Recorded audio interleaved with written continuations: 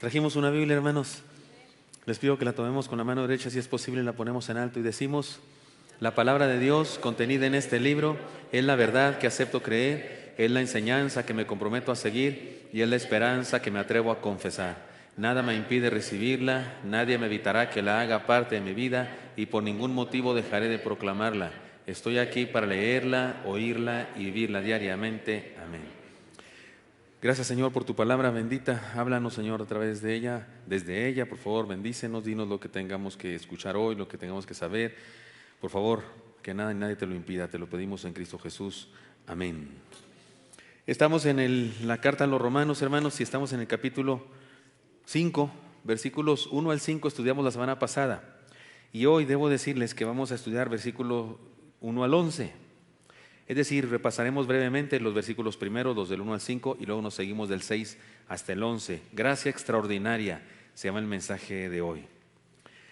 Un joven que recientemente se había integrado a nuestra comunidad comentó a su papá que había estado en la casa del pastor, en la casa de ustedes donde vivo mi esposa y yo, con un grupo de jóvenes que se reunieron para ver un partido de fútbol. El papá estaba muy contento y cuando nos saludó a mi esposa y a mí, nos dijo: me da mucho gusto que mi hijo se esté integrando a los jóvenes. Me contó que estuvo en su casa y creo que con eso ya está completamente aceptado. O sea, para el hermano que su hijo hubiera ido a la casa, era que ya estaba aceptado. Fue en una época en la que los domingos, después del culto, nuestra casa estaba llena. Los únicos que no quedábamos éramos mi esposa y yo. El único lugar que respetaban más o menos era nuestro cuarto. Pero a cualquier otro lugar, rincón de la casa que fuéramos, había chamacos. Algunos de los aquí presentes, estoy viendo las caras todavía. En todos los demás cuartos estaban chamacos. Y el papá sentía que su hijo, al estar ahí en la casa pastoral, había sido aceptado. Algunos de ustedes no saben, pero hay un piso final allá en la casa pastoral que se le llama el casino pastoral, porque hay un futbolito, una mesa de ping-pong, una mesa de billar, si ha estado, que se cayó el techo y la descompuso, por cierto, pero bueno, estudiando la arreglan, y unos dardos, y un Wii, y pues una sala y cosas, y la tele y cosas. El mesa de ping-pong ya había dicho, sí, futbolito, sí, todo eso, y por eso se llenaba de jóvenes. Para nosotros es un honor que los jóvenes nos visiten, pero me resultó muy significativo que el hermano considerara tan importante que su hijo hubiera estado por ahí y daba por hecho de que ya está integrado. El pasaje que nos corresponde leer, una vez más, porque los primeros versículos son los mismos que leímos la semana pasada, nos hablan de la casa de gracia. ¿Se acuerdan de la casa de gracia? ¿Se acuerdan cuántos cuartos visitamos de la casa de gracia? ¿Alguien se memorizó los cuartos? ¿Cuántos? O no cuántos, pero ¿cuáles? ¿Se acuerdan? Primero vimos la puerta. La puerta es la fe, ¿se acuerdan de eso? Pero luego, ¿qué más? Y luego la sala, el comedor, la recámara, el estudio, la cocina. Sí, de la gracia. Si usted no vino y dice, ¿de qué están hablando?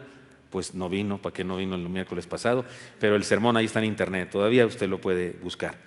Sí, el pasaje nos habla de una casa de la gracia a la que hemos sido invitados por la fe. Leamos una vez más el pasaje, Romanos 5, del 1 al 5, y nos seguimos el 6 y hasta el 11. Dice así Romanos 5, 1 al 11. Lo leen conmigo si tienen una Biblia versión 60, por favor. Justificados pues por la fe, tenemos paz para con Dios por medio de nuestro Señor Jesucristo, por quien también tenemos entrada por la fe a esta gracia en la cual estamos firmes, y nos gloriamos en la esperanza de la gloria de Dios. Y no solo esto, sino que también nos gloriamos en las tribulaciones, sabiendo que la tribulación produce paciencia, y la paciencia prueba, y la prueba esperanza, y la esperanza no avergüenza, porque el amor de Dios ha sido derramado en nuestros corazones por el Espíritu Santo que nos fue dado. Porque Cristo, cuando aún éramos débiles, a su tiempo murió por los impíos. Ciertamente apenas morirá alguno por un justo, con todo pudiera ser que alguno osara morir por el bueno, mas Dios muestra su amor para con nosotros en que siendo aún pecadores, Cristo murió por nosotros. Pues mucho más, estando ya justificados en su sangre, por él seremos salvos de la ira. Porque si siendo enemigos fuimos reconciliados con Dios por la muerte de su Hijo, mucho más estando reconciliados seremos salvos por su vida. Y no solo esto, sino que también nos gloriamos en Dios por el Señor nuestro Jesucristo, por quien hemos recibido ahora la reconciliación. Amén, Señor, gracias por tu palabra. Ahora, hemos dicho desde hace varios miércoles, porque desde hace varios pasajes del Romanos, de la gracia de Dios. Pero cuidado con creer y proclamar la gracia barata.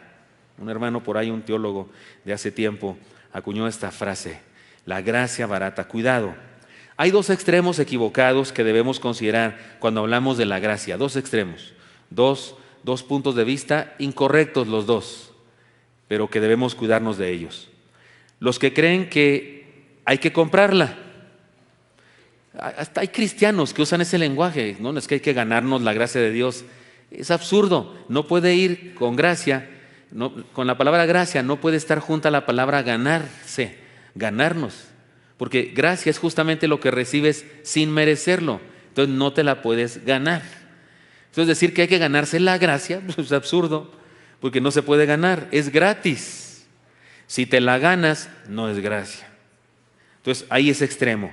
Hay una especie de pasión en el ser humano por lograr sus metas por sí mismo. Esto nos impide entender que hay cosas que no se pueden tener a menos que se reciban gratuitamente. El Señor Jesús dijo, lean conmigo, porque todo el que quiera salvar su vida, la perderá, y todo el que pierda su vida por causa de mí, la hallará. La cosa es clara, no podemos salvarnos, no podemos heredar la vida eterna, no podemos heredar, me refiero de un padre a un hijo. No podemos experimentar transformación por nosotros mismos, así que recibimos la gracia de Dios o estamos perdidos. Recuerden, estoy como haciendo un repaso de los primeros versículos para luego ir al versículo 6 y siguientes. Creer que debemos hacer algo para conseguirla es una herejía y es una señal de que no la estamos viviendo. Creer que debemos hacer algo para ganarnos la gracia de Dios es señal de que no la estamos experimentando y pues es una herejía. Es triste, pero nuestras iglesias están llenas de gente que se esfuerza en vivir la religión, creyendo que están alcanzando la gracia y no saben que en realidad viven en desgracia. Porque aquel que lucha y lucha por alcanzar la gracia está viviendo en desgracia. ¿Sí me expliqué? No está experimentando la gracia de Dios. Por otro lado, están los que creen que la gracia se recibe sin consecuencia alguna, sin resultado alguno en la vida. Son esa clase de cristianos que han llegado a entender que la salvación es gratis, lo cual es cierto. Y mediante alguna manifestación religiosa, asistir al templo, levantar la mano, cumplir con algún ritual, ellos dicen, ya experimenté la gracia.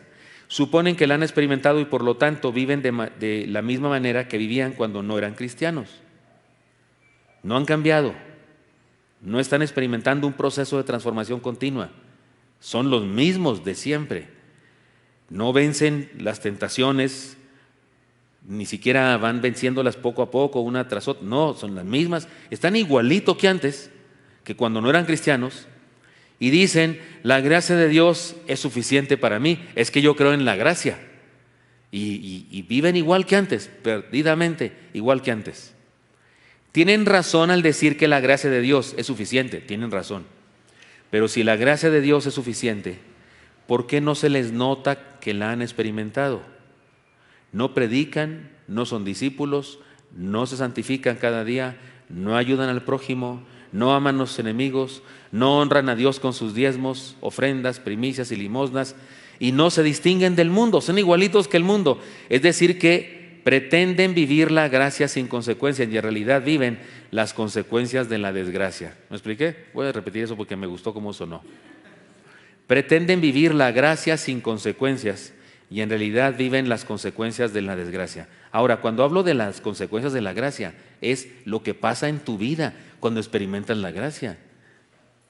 ¿Qué es lo que pasa? De eso se trata el mensaje de hoy. Por alguna razón, estos extremos son muy populares.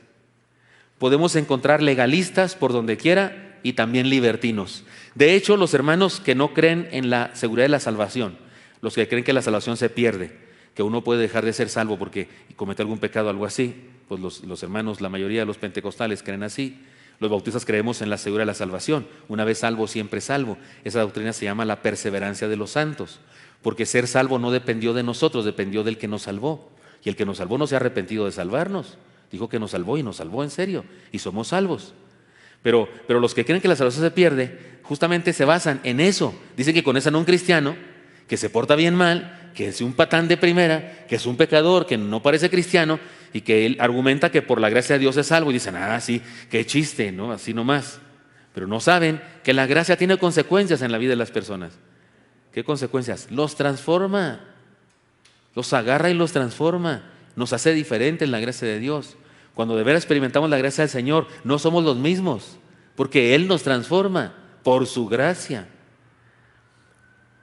El pasaje que leímos al principio es muy rico y profundo. Sin embargo, les propongo que nos enfoquemos en aquello que nos enseña respecto a la gracia extraordinaria que Dios manifestó en nuestro Señor Jesucristo. Permítanme entonces exaltar algunas ideas con las que nos confronta. Lean conmigo, haremos una vez como cada miércoles un repaso versículo a versículo, aunque hoy lo haremos incluso de los versículos que ya estudiamos la semana pasada. Leen conmigo los textos bíblicos, como dice: justificados pues por la fe. Hasta ahí, lo demás no es texto.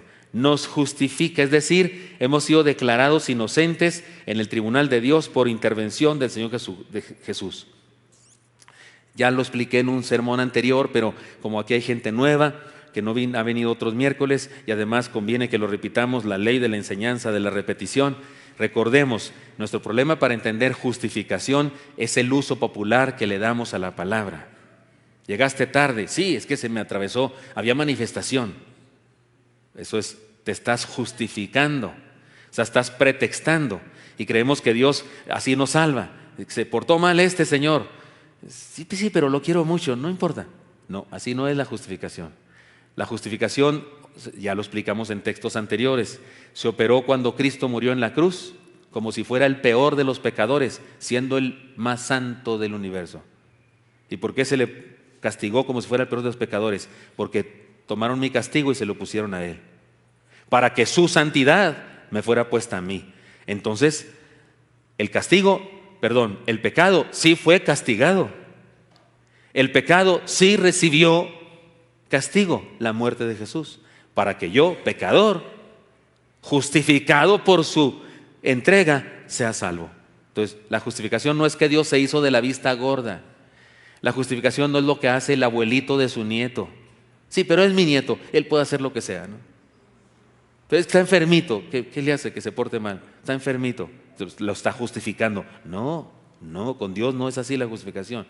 La justificación es que toda la ira contra el pecado fue derramada sobre Jesús, para que todo su amor, su gracia, sea derramado sobre mí, que soy pecador, pero que en Cristo he sido justificado.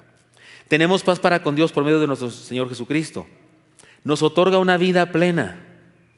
Ya no somos enemigos, sino hijos de Dios, y tenemos la posibilidad de experimentar el shalom de Dios. ¿Recuerdan que hablamos de eso? El shalom de Dios o la gracia de Dios, la casa de la gracia. Por quien también tenemos entrada por la fe esta gracia en la cual estamos firmes, estamos asegurados. No se trata de una experiencia que esté en duda, sino de un evento absolutamente seguro. Les llegó un video, se hizo famoso el caso y salió por televisión, un joven de 30 y tantos años a quien sus padres lo demandaron para que salga de la casa. ¿Lo vieron en la tele? Que no hace nada, no trabaja nada, se la pasa acostado en su casa. ¿Sí es cierto o no es cierto? Y los papás, es más, él pidió una prórroga, pidió que le dieran 6 meses más, sí, y el juez no se la concedió. Tuvo que sacar sus cosas ipso facto y se salió. 30 y tantos años tenía, ¿verdad? ¿Sí lo vieron? ¿Algunos lo vieron? Eso nunca nos va a pasar a nosotros en la casa de la gracia, porque no fuimos puestos ahí por nuestros méritos, fuimos puestos ahí por los méritos de Cristo. Y nos gloriamos en la esperanza de la gloria de Dios. Tenemos esperanza, lo estudiamos la semana pasada. Es decir, que tenemos una visión maravillosa del futuro. Podemos decir, lo mejor está por venir. Los sufrimientos de ahora no significan nada comparados con la bendición de después. ¿Cómo dice Santiago, hermana Yani? Usted sabe ese texto precioso, ¿no? Es Romanos 8, ¿cómo dice? Me abren el micrófono de acá. Gracias. Dice, pues tengo por cierto que las aflicciones del tiempo presente no son comparables con la gloria venidera que en nosotros ha de manifestarse. O sea, esta visión de eternidad es maravillosa, es nuestra esperanza. Tenemos además de estar en la casa de la gracia, tenemos esperanza, lo mejor está por venir, decimos.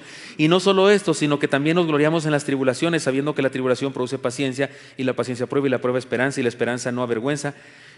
Y este pasaje en particular es el más importante con respecto a lo que estamos diciendo de los dos extremos, de los legalistas y los libertinos, los que quieren comprar la gracia y los que creen que uno puede hacer todo tipo de fechorías, que al fin de cuentas que la gracia de Dios me salva. Estos dos extremos que son equivocados, aquí se nos ayuda a entenderlo, porque dice que tenemos esperanza y nos gloriamos, en las tribulaciones, y estas tribulaciones nos producen paciencia, y la paciencia prueba, y la prueba esperanza, y la esperanza no avergüenza. Es decir, vivimos un proceso. Si de veras hemos experimentado la gracia, estamos en un proceso.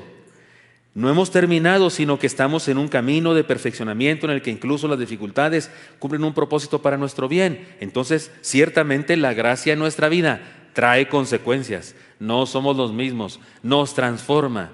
Es más, usted mismo lo nota. Ya lo pusimos de ejemplo antes, que de repente usted se da cuenta de que usted siempre reaccionaba de una cierta manera y un día de repente dice, caray, no estoy reaccionando como antes. Hasta como que tiene ganas de reaccionar como antes. No, y no puede. Y nomás no puede. Porque no le sale ya, no le nace. Un hermano me decía, no, pastor, es que eso de convertirse lo hace uno cobarde. ¿Cómo que cobarde? Sí, uno es cobarde, yo ya soy bien cobarde. Seguramente tenía sus conceptos de valentía y cobardía chuecos. Decía, ¿por qué? No, pues es que ahora mi esposa me manda. Yo antes, no, hombre, me decía algo y le soltaba un golpazo, dice, la mandé al médico varias veces. Y ahora, ella es la que me regaña a mí, ¿y qué cree que hago yo? Pues voy al mandado. Soy un cobarde. Sí, ¿se da cuenta de lo que me estaba diciendo el hermano? Un hermano así de pueblo, sí sabe lo que me estaba diciendo. En realidad debió cambiar el vocabulario. ¿Sabe qué debió decir? La gracia me ha hecho un caballero. ¿No es cierto? La gracia me ha hecho un buen esposo. Ahora hago mi trabajo. Y cuando mi esposa me dice algo, yo no le volteo un trompazo como antes. No, le hago caso y voy a darle de comer a la vaca o voy a traer lo que sea porque soy un cobarde. No, soy un caballero. Es decir, hasta él dice, no, la próxima sí le doy. Quería y no podía. ¿Por qué? Porque la gracia lo había agarrado y lo convirtió en un cobarde. No, en un caballero. Pero ya me entendió usted lo que quiero decir. Por el amor de Dios, aquí comienza el texto, este es el 6, este es el que no hemos estudiado todavía, aquí nos quedamos. Porque el amor de Dios ha sido derramado en nuestros corazones por el Espíritu Santo que nos fue dado. Es decir, tenemos nueva naturaleza. ¿Cómo voy a ser el mismo? ¿Cómo voy a ser el mismo si tengo una nueva naturaleza? ¿Cómo voy a ser el mismo si el amor de Dios fue derramado en mi vida? La gracia de Dios trae consecuencias, por supuesto que sí. La gracia de Dios nos agarra y nos transforma, nos voltea de cabeza los valores, principios, actitudes y formas de ser. Y usted dice, no, pastor, pues yo soy igual que antes, igualito que antes. Pues hoy debe entregarse a Cristo entonces y experimentar la gracia, porque el que de veras experimenta la gracia en la conversión no es el mismo. Tenemos una nueva naturaleza. La esencia de Dios, el amor. ¿No es cierto que amor es la única palabra que traduce Dios? ¿Una sola palabra? ¿No es cierto? ¿No dice así Juan? Que Dios es amor, ¿no es cierto? El amor, la esencia de Dios, nos ha sido transferido. No somos gente que odia, no somos gente que aborrece como la gente del mundo, no somos gente que envidia. Nuestro sello distintivo es que amamos, nos caracterizamos en que amamos. ¿Cómo vamos a ser los mismos? No somos los mismos. La gracia nos pasó por encima y nos transformó. Sigue diciendo el texto, no lo hemos leído, no lo hemos estudiado. Porque Cristo, cuando aún éramos débiles y a su tiempo murió por los impíos, ciertamente apenas moriría alguno por un justo. Con todo pudiera ser que alguno osara morir por el bueno. Mas Dios muestra su amor para con nosotros, en que siendo aún pecadores, Cristo murió por nosotros. Pues mucho más, estando ya justificados en su sangre, por él seremos salvos de la ira. Porque si siendo enemigos fuimos reconciliados con Dios por la muerte de su Hijo, mucho más estando reconciliados seremos salvos por su vida. O sea, tenemos un altísimo valor. Por eso me parece tan absurdo y tan ilógico que alguien crea que la salvación se puede perder. Si estando enemistados con Él, si estando lejos de Él, si siendo pecadores empedernidos, nos salvó y nos hizo hijos, y ahora que somos hijos, la regamos en algo y nos vuelve a mandar al infierno. ¿No es absurdo eso? Si habiendo estado absolutamente perdido, me hizo su hijo. Ahora que soy su hijo y de repente tropiezo y vuelvo a caer, ¿me mando otra vez al infierno? No, es absurdo, es lo que está diciendo Pablo. Si siendo totalmente perdidos nos hizo hijos, nos reconcilió, ¿cómo ahora siendo reconciliados no nos va a dar la vida eterna a pesar de quién somos? No hay manera de explicar el alto costo que Dios tuvo que pagar en Jesucristo nuestro Señor. No hay manera de explicarlo. Es imposible. Cuando estudiamos el viernes de crucifixión, las 7 palabras, esa palabra, Dios mío, ¿por qué me has abandonado? Esa palabra no la entiendo yo en lo absoluto. No me pida que se le explique, no la entiendo. ¿Cómo es que Dios se abandonó a sí mismo? No sé. ¿Cómo es que Dios se muere, pero a la vez está en el trono celestial, reinando el universo? No sé, no la entiendo. Cuando llegue al cielo me lo va a explicar el Señor. Pero lo que sí me queda clarísimo es que el que estaba ahí en la cruz del Calvario, que era Dios mismo hecho un hombre, experimentó el infierno, el abandono absoluto de la divinidad, lo experimentó por mí. Por eso dijo, Dios mío, ¿por qué me has desamparado? Experimentó lo que yo debí experimentar, lo que es experimentar el infierno, el abandono absoluto de Dios. ¿Cómo se explica eso? No sé, ni siquiera puedo imaginarlo. Pero queda clarísimo que el precio que pagó por mí, por ti, fue altísimo. Aunque no lo podamos explicar ni entender. Y no solo esto, sino que también nos gloriamos en Dios por el Señor nuestro Jesucristo, por quien hemos recibido ahora la reconciliación. Y esta frase en griego, por quien hemos recibido ahora la reconciliación, no significa nada más que la recibimos del verbo ten, te la doy. No, significa que nos ha hecho reconciliados. Implica la idea verbal del idioma original, no que recibimos algo y que ese algo lo traigo ahí, se me puede perder, así como, ¿no ha perdido las llaves usted? ¿Nunca ha perdido los lentes? ¿Cuántos han perdido los lentes y los traen puestos? Digo, para no sentirme tan mal, y los trae pues los lentes. ¿Dónde están los lentes, hombre? Ah, caray, aquí están. ¿No le ha pasado? Pasa especialmente cuando ya no funcionan, cuando ya están, ya no estamos viendo exactamente como se debe ver. Y entonces por eso nuestro cerebro no se da cuenta. Sí, yo pensé que era el único loco, pero no, o sea, está lleno de locos aquí. Si nos dieron la reconciliación, ahí está la reconciliación, agárrala bien porque se te puede perder. Algunos agarran ese texto bíblico que dice que cuidemos una salvación tan grande y piensan que se trata de eso, que la salvación es algo que nos dieron y ay, no se me va a perder, ay, que tengo que cuidarla. No, cuando dice que nos dio la reconciliación no se dice que nos dio una cosa, no, nos hizo reconciliados. Es como cuando me ordenaron al ministerio pastoral. No me dieron una cosa que se llama ordenación. No, me hicieron pastor ordenado. Me invistieron de una autoridad de que ahora resulta que soy un pastor ordenado. No es que me dieron algo. No, es que hicieron que yo fuera alguien. Eso es lo que significa aquí la reconciliación. Que me dio la reconciliación. Significa que me hizo un reconciliado. Y eso no se deshace. Porque irrevocables son los dones. Dice, irrevocables son los dones y el llamamiento de Dios. O sea, Él no se desdice. Si Él me hizo su hijo, soy su hijo, punto. Hágale como quiera. Si me hizo un reconciliado, soy un reconciliado. Y se acabó. No hay manera de deshacer ese trato. Porque lo hizo Él. Yo solo acepté. Es decir, que nuestro estatus ha cambiado radicalmente. Estamos dentro. Si experimentamos la gracia de Dios. Definitivamente somos otros. No somos los mismos y por lo tanto no podemos seguir siendo iguales. Por eso ese que dice que la salvación hay que ganar, la gracia hay que alcanzarla, hay que ganársela. Hasta usan la palabra hay que granjearse a Dios. ¿Han oído eso? ¿Sí se usa acá la palabra granjearse? Así como, papito, te quiero mucho, papá, eres bien lindo, tú que siempre. Eso es como granjearse, ¿verdad? Como quedar bien con el jefe, hay que granjearse al jefe, ¿no? Hay que, jefe, al maestro una manzana. Eso era antes, en primaria, en la universidad es una botella de vino, ¿no? Algo así. Creo que eso llevan los chamacos.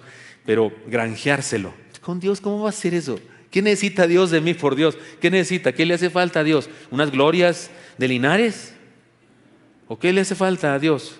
Un caldo de algo, no sé, un caldo tlalpeño, sin gluten. Estoy diciendo puras cosas que a mí me gustan, se nota. No, a Dios, que Dios es dueño de todo cuanto existe y es perfecto, no tiene necesidades de ningún tipo. ¿Qué le puedo dar? ¿Cómo me lo puedo granjear? Es absurdo. Eso no es. Pero hay gente que usa eso, esos extremos, los legalistas, o el otro extremo, los libertinos, los que dicen, no, es bien bueno, Dios es bien bueno, ya nos salvó, ya soy salvo, que creo, porque pasé al frente un día, levanté la mano un día, fulano de tal pastor oró por mí, ya con eso tengo, fulano de tal me tiró y ya con eso tengo. Hay un montón de gente a las que los ha tirado el pastor y han hablado en lenguas y no sé qué, y ni salvos son. Si usted cree que ese fenómeno de las lenguas lo practican los lacandones allá y lo practican los tarumaras en la Sierra Tarumara, eso de hablar en lenguas, lo practican muchas personas sin Cristo. Y en la Biblia lo dice, se lo puedo probar. En la Biblia, cuando Pablo habla de ese tema, en capítulo 11 dice: deben saber ustedes que nadie por el Espíritu de Dios puede llamar a Jesús anatema. Parece que en la iglesia de Corinto había personas que supuestamente hablando en lenguas maldecían el nombre de Jesús.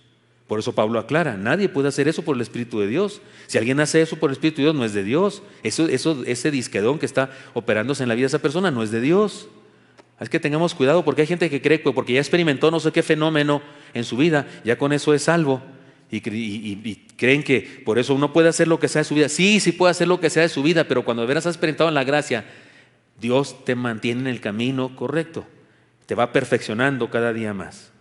Así es que definitivamente somos otros por la gracia de Dios. No somos los mismos y por lo tanto no podemos seguir siendo iguales. Todo esto nos lleva a las siguientes declaraciones. He aquí las enseñanzas concretas y simples, y las digo rápidamente y nos vamos a ver el partido. ¿No hay partido? Pues qué bueno, porque de todas maneras voy a hacer rápido. La gracia barata es un peligro de muerte. La gracia barata es un peligro de muerte. El grave problema de tener una idea barata de la gracia es que disfraza la condenación. Los que creen que Dios es tan bueno, que ya me dio su gracia y entonces yo vivo perdidamente, al fin que Él es bueno. Algunos se van de la iglesia, andan allá chacoteando en el mundo, enredándose en todas las cosas malas, y yo soy bautista. Si fuera pentecostés ya me había perdido, pero soy bautista, porque los bautistas creen en la seguridad de la salvación, los pentecostales no. Yo siempre digo que si yo no fuera bautista perdí hasta la salvación, porque yo sí pierdo las cosas, sí se me pierde a mí todo, soy distraído, pierdo las cosas, pero la salvación como no depende de mí, pues depende de Dios. Pero esa postura libertina, cuidado, la gracia barata es un peligro de muerte porque disfraza la condenación. Hay gente que vive bajo condenación que cree que es salva. ¿Y qué cree salva? Porque un día levantó la mano. Cree que es salva porque un día pasó al frente. Cree que es salva porque después de un campamento juvenil venía bien emocionado, porque en el campamento juvenil hubo algo muy emocionante, no sé qué, y vino y quiso que lo bautizaran o la bautizaran y se bautizó express porque venía emocionado, eufórico del campamento, pero no había experimentado de veras un nuevo nacimiento ni la gracia de Dios en su vida. Qué bueno que en el camino lo entienda y uno de estos días se convierta, pero si no sucede y permanece en ese estado, está disfrazando la condenación, su concepto de gracia, la gracia barata. La gracia barata es un peligro de muerte porque justifica el pecado sin justificar al pecador. ¿Captan la idea? Justifica el pecado. Al cabo Dios te perdona. Justifica el pecado, pero no justifica al pecador. Porque el que debe... La justificación de Dios no es para el pecado, es para el pecador. Cristo murió y fue derramado sobre Él la ira de Dios, sobre Él, para que sobre mí fuera puesta su gracia, la vida eterna. Es decir, el que es justificado es el ser humano que cree y recibe la gracia. Pero ahí el de la gracia barata justifica los pecados. No justifica al pecador, justifica los pecados. No, lo que pasa es que pues ese no es tan pecado, más que los religiosos son muy exagerados. Pero eso no es tan malo. Tú hazlo. Si te sientes bien, hazlo. Si a ti te agrada, hazlo. ¿Qué está justificando? El pecado. Ahora está justificándolo en el sentido popular de la palabra justificación. Pero el que es justificado es el ser humano. La gracia barata justifica el pecado sin justificar al pecador. La gracia barata olvida el pecado sin discipular al nuevo creyente. Nomás así como que no hagas nada. Oiga, cada pecado debe confesarse. Cada noche debemos confesarnos. Por eso el salmista, por eso David dice en su salmo de confesión, dice incluso: líbrame de los que me son ocultos. ¿Se acuerdan de eso? O sea, Señor, confiesa, y dice: y si queda otro por ahí que ni me acuerdo, también líbrame de ese, por favor. Debemos confesarnos ante el Señor. El texto de 1 Juan 1:9, ¿cómo dice? Si confesamos nuestros pecados, dice que si pedimos perdón, por eso no se ofendan. Pero cuando oramos aquí en público, no se ofendan los que hacen eso. Pero cuando oramos aquí en público, no sirve de mucho que digamos que nos perdonan los pecados. Y perdonan nuestros pecados, ¿para qué? Si el texto dice, si confesamos, y aquí en público, pues no los confieses, no. Eso es para el secreto, ahí en tu cuarto, confiésalos.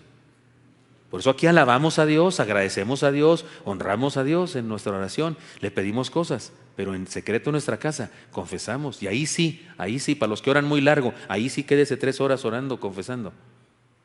Ahí no aburre a nadie, a solas uno, no aburrimos a nadie, ¿verdad? Ahí sí confesemos. Pero la gracia barata olvida el pecado sin disipular al creyente, no, nomás hace que se olvide y no le hace crecer y que la próxima ocasión pueda vencer. ¿Se acuerdan el venid y ved? ¿Cuántos han tomado venid y ved? Levante su mano. ¿Lo han tomado alguna vez? Lección 3, lección 1, la Biblia. ¿No es cierto? Lección 2, la oración. Lección 3, ¿se acuerdan? La tentación. ¿Sí es así? ¿No? Es la 4, el pecado. Y luego la 4 es la tentación. La tentación. ¿Recuerdan ustedes? 1 Corintios 10:13. Porque no se sobrevivió ninguna tentación que no sea humana, pero fiel es Dios que no os dejará ser tentados más de lo que pueda resistir, sino que dará también juntamente con la tentación la salida para que pueda soportar. Y aprendimos varias cosas, que la tentación siempre es de mi tamaño. Si soy peso mosca, la tentación es peso mosca. Si soy welter, la tentación es welter. Si soy peso medio, o sea, ya me defiendo, soy pesado, más pesadito, la tentación puede ser de ese tamaño. Si soy peso completo en mi fe, puede ser que tenga tentaciones peso completo, pero según la palabra me las puedo echar al plato.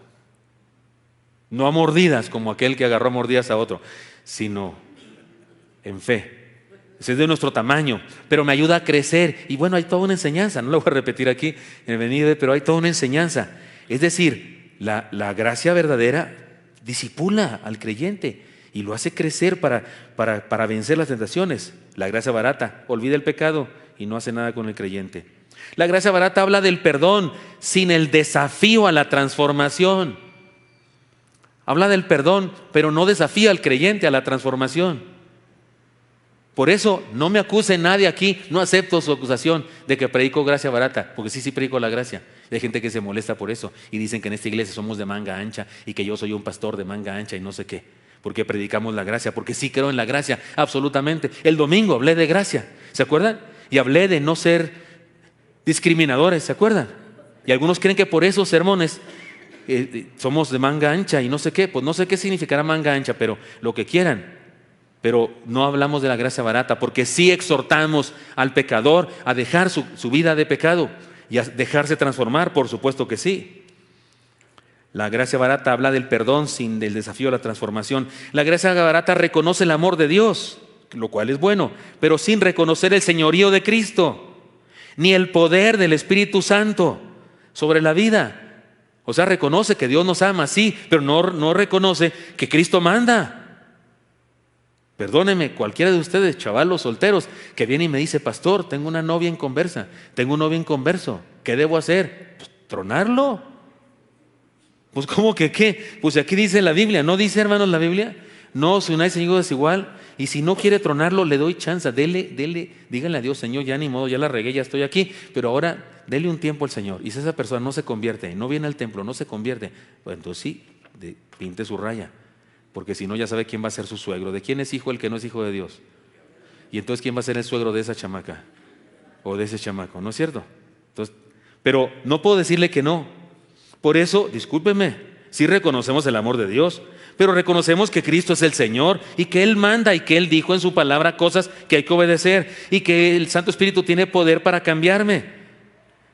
La gracia barata permite que un creyente se crea discípulo y lo hace soñar con el cielo mientras va camino al infierno. Por eso digo, la gracia barata es un peligro de muerte.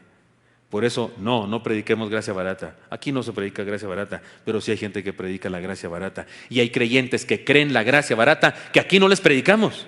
Pero desgraciadamente es la que se enseña en el mundo, donde quiera. La gracia extraordinaria o gracia admirable de Dios es una bendición integral. La importancia de entender cabalmente la gracia es que nos presenta el único camino a la plenitud de vida y a la vida eterna. No hay otro camino, no hay otro camino. La gracia de Dios, no es la religión, no es las obras, ya lo sabemos, es la gracia de Dios que nos es dada por la fe. Justifica al pecador, la gracia extraordinaria, justifica al pecador y no solo al pecado, justifica al pecador, a él. lo hace experimentar la justicia de Dios. Y esa persona, cuando experimenta la justicia de Dios, es transformada. Es decir, lo traspasa de la condenación a la salvación. La gracia extraordinaria recuerda el pecado, pero integra al pecador a un proceso de discipulado que le edifica. Es decir, que le transforma y le lleva de triunfo en Cristo Jesús. No me voy a detener en estos puntos porque al explicar la gracia barata también expliqué la gracia extraordinaria, ¿no es cierto?, a la par. Por eso aquí solamente la estoy ahora semblanteando. Nos imparte perdón la gracia extraordinaria y nos lleva de la mano en un proceso de transformación continua. Es decir, que no nos deja en la condición que nos encontró, sino que nos hace mejores cada día. La gracia extraordinaria nos ayuda a reconocer y aceptar el señorío de Cristo sobre nuestra vida y nos ayuda a experimentar su poder espiritual que nos inunda de su perfecto amor, es decir, que nos convierte en súbditos del Rey Jesús y por lo tanto seguidores de sus designios y obedientes a su voluntad. Punto. Si soy su hijo, si soy su súbdito, soy diferente. Experimento la gracia de Dios, pero ahora sé que Jesús es mi Señor, le obedezco, vivo cerca de Él, su Santo Espíritu está en mi vida, me transforma cada día más. Por eso es que soy diferente. Por eso es que de repente me convierto en un cobarde, como dijo aquel hermano, que en realidad es en un caballero, porque me transformó. Nos permite la gracia extraordinaria ser discípulos camino a la vida eterna, soñando con establecer el reino mientras llegue el momento de partir. O sea, sí vamos a la vida eterna. Déjenme les explico esto de una manera resumida con lo siguiente. No está escrito en el sermón, pero me ayuda, hermana. Voy a pedirle el acróstico de pescado, pero cuando yo le diga.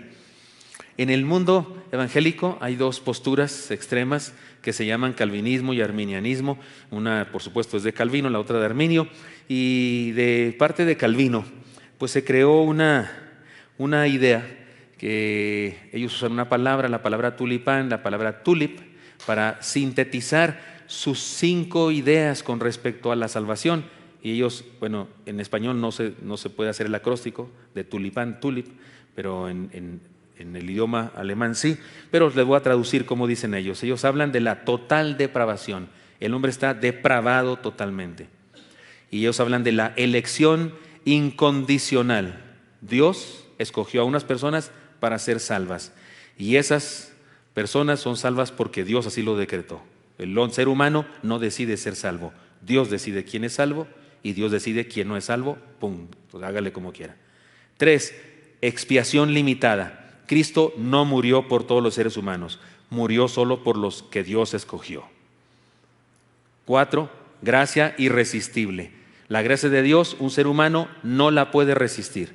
Si la gracia de Dios es dada a un ser humano, ese ser humano no la puede resistir y la acepta.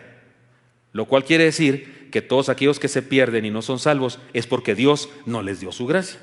Porque si les hubiera dado su gracia, no hubieran resistido y lo hubieran aceptado. ¿Sí me expliqué? No sé a usted qué le parece esa doctrina, pero a mí me parece monstruosa. Con todo respeto para cualquier calvinista aquí presente. Y la última, la perseverancia de los santos. Es la única que estoy de acuerdo con ellos. Que una vez salvo, siempre salvo.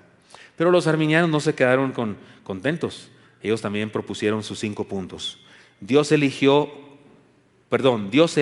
o reprueba sobre la base de la fe o incredulidad que Él provee. Es decir, Dios elige o no elige al ser humano en base a la fe.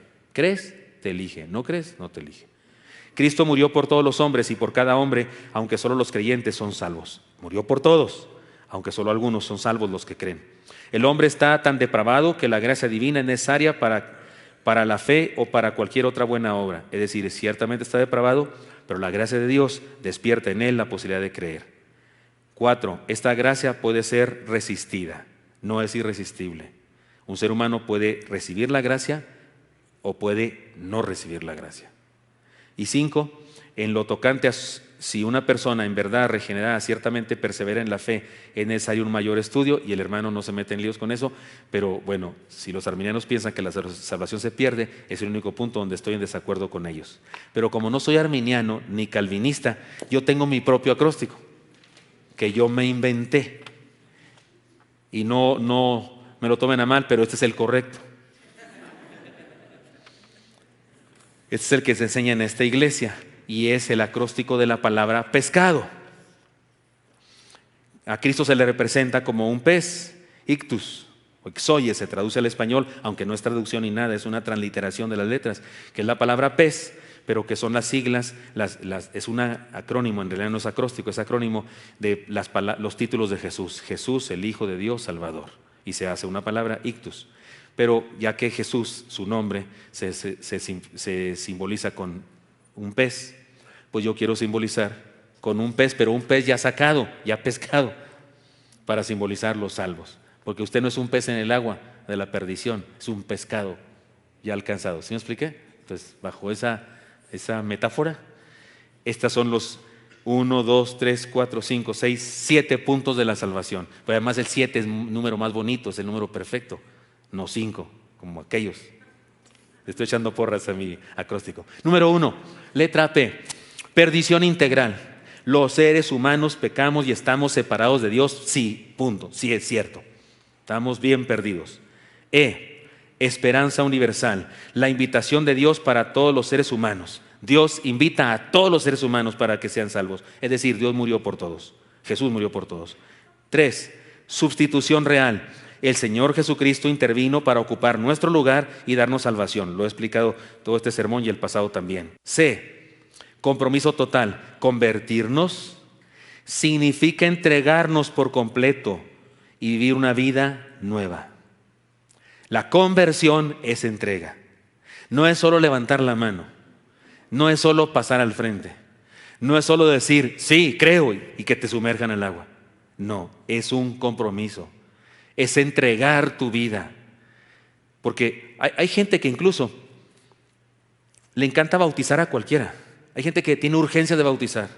Hacen una campaña evangelística y a todo el que va diciendo que sí, lo bautizan al instante. No, espérate. Está emocionado, le pasaste la película al infierno y le dio miedo. ¿Cómo no se va a entregar? ¿Cómo no va a pasar al frente? En realidad pasó con miedo, pasó con angustia, pero en realidad no se convirtió. He encontrado personas así, que cuando les pregunto, ¿por qué se quiere bautizar? No, pues es que quiero que Dios me salve porque tengo mucho miedo a morirme sin salvación. O sea, no me está diciendo porque soy salvo, me está diciendo, me quiero bautizar para que Dios me salve. ¿Sí me explico? ¿Debo bautizarlo? No entiende, no ha experimentado la gracia de Dios. Cuidado con eso. No, la conversión es un compromiso, es entregarme por completo, le doy mi vida a alguien.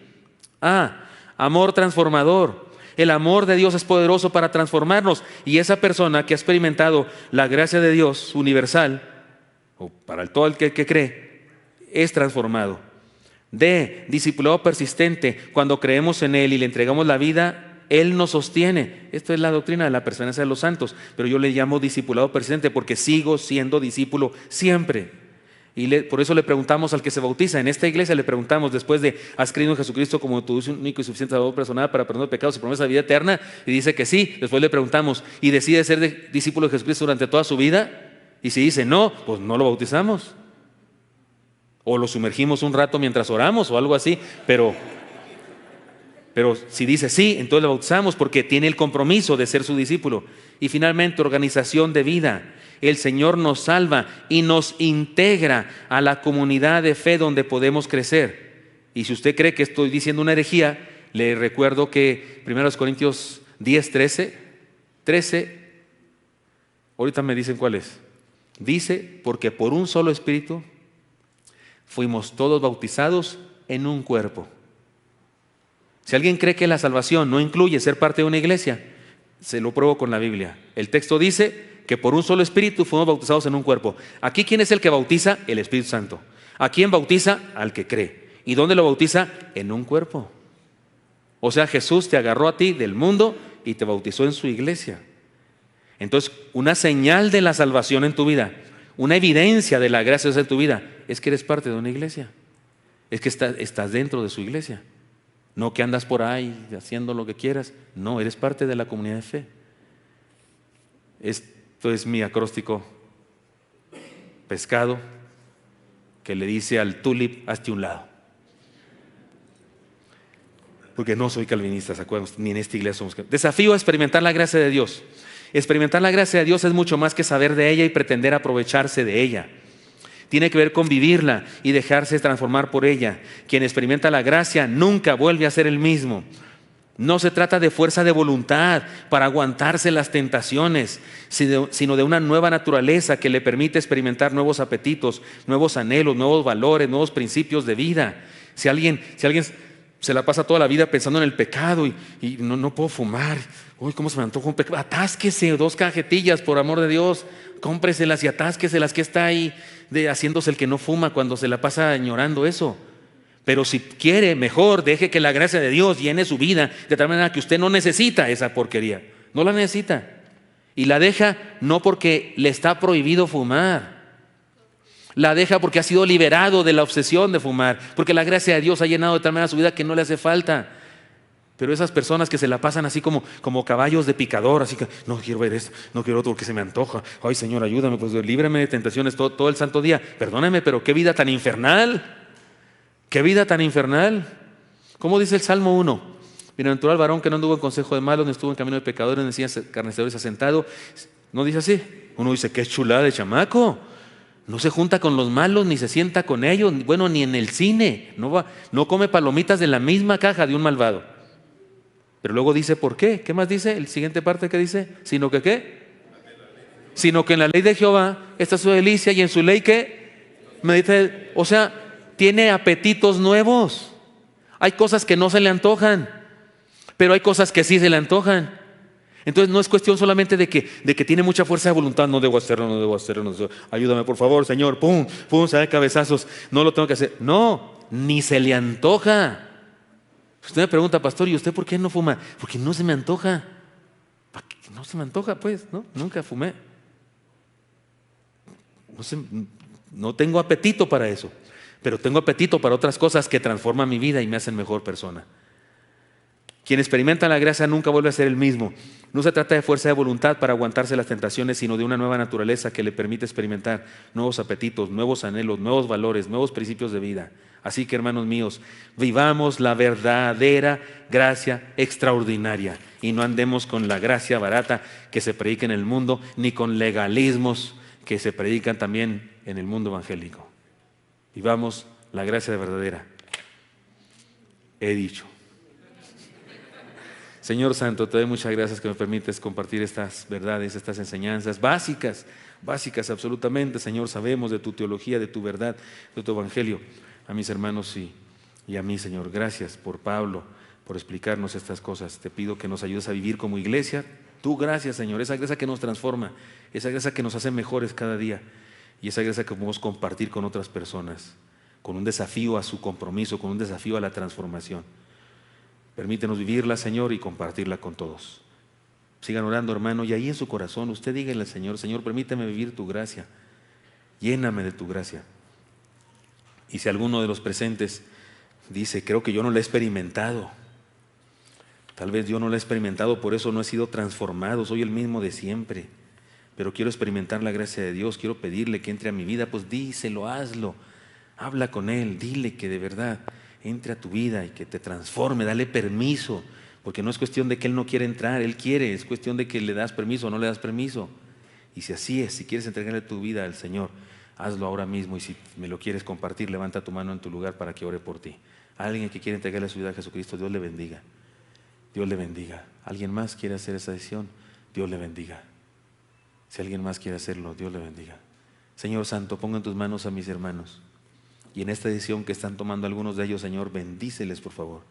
Y que sea una experiencia real, Señor, ahora mismo, por favor, tu Santo Espíritu, Señor, llame a su corazón y les convenza de juicio, de justicia, y les haga experimentar tu salvación. Te lo pido en Cristo Jesús. Amén.